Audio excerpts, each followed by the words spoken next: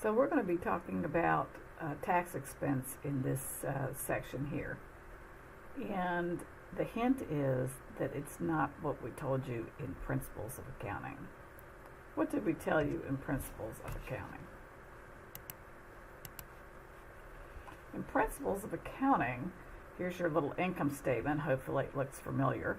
Sales less cost of goods sold equal gross margin, less operating expenses equal operating income, plus or minus non-operating items gave you income before tax, and then tax expense was income before tax times some tax rate that they gave you. And then you got net income by subtracting tax expense from income before tax. And you didn't think anything about it, but that's wrong. So from here going forward, you know that's a lie, and there's a different, more trickier way to work on it that we're going to learn today.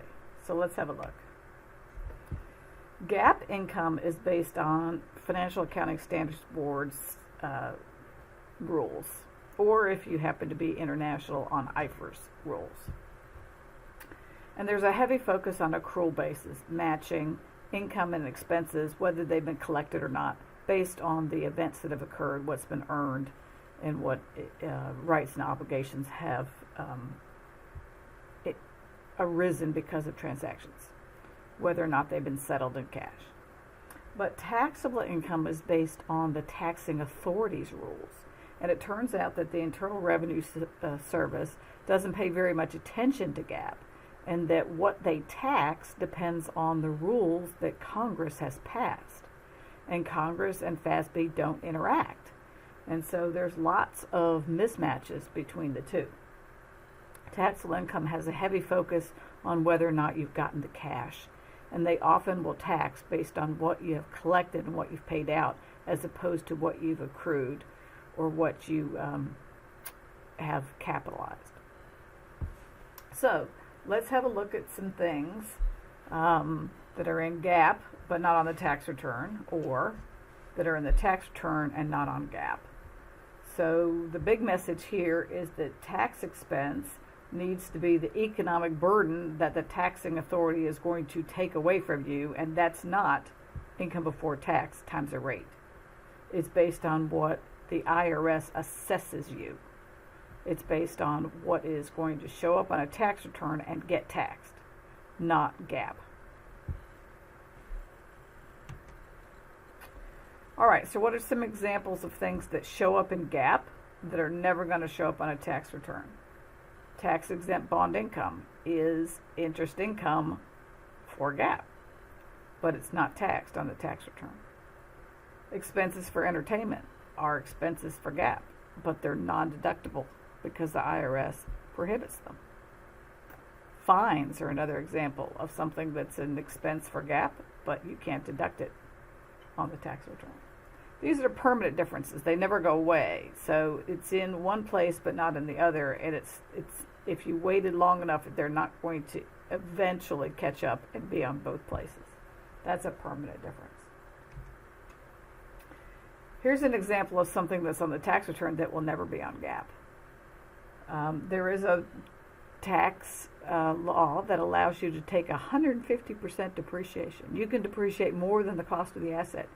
That's not in GAAP. That's never going to be in GAAP.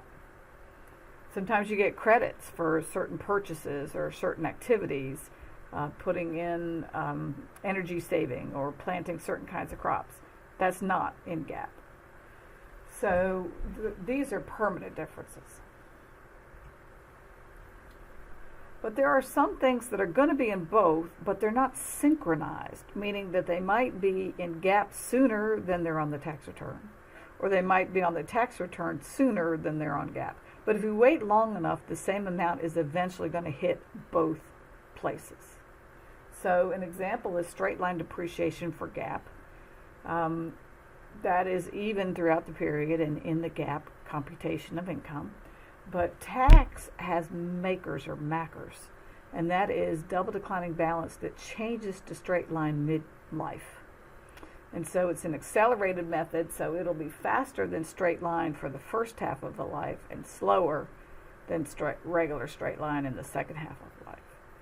So, but eventually, the full cost of the asset will be depreciated in both places. So that's a timing difference. It's happening faster on the tax return than it is on U.S. GAAP or IFRS, but eventually they're going to catch up. It's going to flip around and it'll be more in one place and less on the other until they true up. Prepaid insurance. So you get a deduction when you make the payment, but that is, you don't expense the insurance until the policy periods expire. And so you have a deduction before you get the expense in U.S. GAAP if you pass a year end, which often you do if you have a 1-year policy. So those are temporary timing differences that they will eventually true up, but they're not hitting these two documents in the same periods. So how do you map the differences so that you can calculate the true tax burden that the firm is going to have and therefore report tax expense? Here is the reconciliation that I use. I start with income before tax. I add or subtract permanent differences to get income subject to tax. Now that's not a line item on the income statement, but it is a subtotal here that helps to calculate what's going to show up on the tax return and what's eventually going to be taxed. So income subject to tax will eventually be taxed, but it may or may not be taxed this year. So then you add or subtract temporary differences to get down to what is taxed this year, which is taxable income. That goes on the current year's tax return, and that generates a check that has to be submitted in the current period to the IRS. Okay. So let's get an example and see how this works. Here we go. We've got Isaac beginning operations in 2013, and for certain property sales, they have income in the period of sale for financial reporting purposes. However, for income tax purposes, they recognize income when it collects the cash from the buyers. So the whole $600 million is being reported in 2013 as revenue. But it's not taxed on the 2013 tax return. Only the portion collected is taxed on the 2013 tax return. The rest is taxed when collected. They currently have a 30% tax rate, and that is the only Booker tax difference. Okay, so here you have the expected collection schedule for the firm. So how much is going on the tax return in 2013? The 60. How much is going in GAAP income? The whole 600. So the difference between book and tax is the 560. So they don't tell us what income before tax is. There apparently are no permanent differences because this was the only book tax difference. So you would have some kind of income subject to tax, and you would subtract from that the 560 that's not taxable yet. It's going to be taxable later, but it's not taxable yet.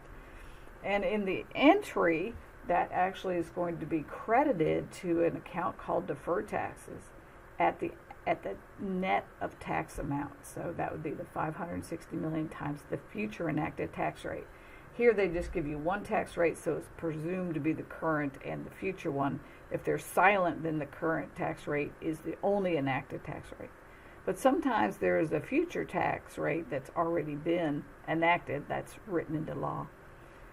And so you always book the deferred asset or deferred taxes at the expected rate that it'll turn around in the future. All right. What's going to happen in 2014? In 2014, the income subject to tax, or the income before tax, for GAAP, doesn't have the 600 or any of the 600 in it, right? It was all reported in 2013. But the tax return is going to be hit for the 120 that was collected. So for 2014, whatever the income before taxes was, you'd have to increase it by the 120 that's going to be taxed. That would leave on the ending balance sheet for 2014 a deferred tax amount of the remaining that's to be collected of the 440 million. Are you sort of tracking here what we're doing? Let's do the next year. Let's do 16. Let's just jump one year. All right, what's going to happen? Whatever the income before taxes is, it's going to be bumped up by the $150 million that's collected in 2016. Remember that income before taxes in 2016 doesn't have any of the $600 million in it. It was all reported for GAAP in 2013, but it wasn't taxed back then, or only 60 of it was taxed back then. So we're eventually taxing these by adding them to the GAAP income to get to taxable income, what's going to go on the tax return. And so in 2016, there's only 150 left untaxed that's still sitting in deferred taxes. So let's have a look at the T account for deferred taxes and sort of see how you set up a liability and how it is eventually depleted over time as that difference turns around. So in 2013, we call that the year of origination. So that's when the difference originates. So they sold some property. And there was a difference in timing between when that gain is in GAAP and when it's on the tax return. So that difference is put into deferred taxes at the enacted tax rate. And it flips around. You can see in each year the 120 times the 30% twice, and then the 150 times the 30% twice. And that clears out the whole 160 million. So now it's zeroed out by the end of 2017. So now 600 million has been reported in both places, GAAP financials and the tax return. Let's make a change to that 30%. Let's say that in 2016 they changed the enacted tax rate to 20%. You have to go back and adjust your deferred tax liabilities or your deferred tax assets to the new rate that it's going to turn around. So you would do an adjusting entry to remove, to adjust that $9 million, that's $300 million that's not yet taxed at 30% to the new rate. So now we need $300 million at the 20%. And so we're actually going to reduce the liability because we don't think we're going to have to pay $90 million. We think we're only going to have to pay $60 million because the tax rate just went down. And so the adjusting entry would be to debit the deferred tax liability and credit tax expense. Credit tax expense, yes. So there's a great big positive effect on net income because of a change in tax rate if you have liabilities, because the liabilities were just written down. If you have assets, it's the opposite because you're writing an asset down. And writing an asset down, of course, leads to a debit in tax expenses. Let's try a new one. Franklin Freightways, first year business, they've got pre-tax accounting income. That's income before taxes, so get used to some of the terms that are used here. That's the one on the income statement before tax expense. And then they tell you two items that are in the pre-tax accounting income, so they're already in the $200,000. They were in the calculation there. And then they tell you what tax depreciation, what MACRS or MAKERS is for the year. And the enacted rate is 40%, and there's no other book or tax differences. So let's make this little map here to go from GAAP financial statements to what's going to be on the tax return. All right, so they tell us that income before taxes is $200,000, and we're going to add back that fine because it's not deductible. It reduced the $200,000. It is a valid expense for GAAP, but it's not deductible, so we have to add it back. And then we get 40 more depreciation on the tax return than we did on GAAP, so we can back out a little bit more in this year for that tax depreciation in excess of book depreciation. Now that's temporary because it's eventually going to turn around. So what's going on the tax return is going to be the 165 times the current rate. All right, so I've got a new microphone. Hopefully that'll be a little bit easier for you to understand. Okay, so moving on with the Franklin Freight. Here we have this reconciliation of income before tax, adding back the disallowed expense, removing the amount of tax depreciation that was greater than book depreciation, and we have this taxable income now to do the journal entry. I usually try to do the income taxes payable part of the entry first because I know it is taxable income times the current rate, always. And so the 66 here is the 165 taxable income that's going on the tax return times this year's rate. And that check is going to be written pretty currently when I file the tax return in probably March of the following year. Then this 40,000, this 40 is going to be trapped in deferred tax liability because I'm eventually going to be taxed on it, but just not right now. And so that's going to be at the rate at which I think is going to be in play when it turns around. And it has to be an enacted rate, not just my estimate. Right now, all we know is about the 40%. So that deferred taxes, I'm going to put in the 40 at the 40% rate. So I think I'm going to owe taxes of 16 on that when it turns around. I don't owe it this year, but I'll owe it when that timing difference reverses. And so then the tax expense of 82 is these credits added up so that my debits and my credits equal.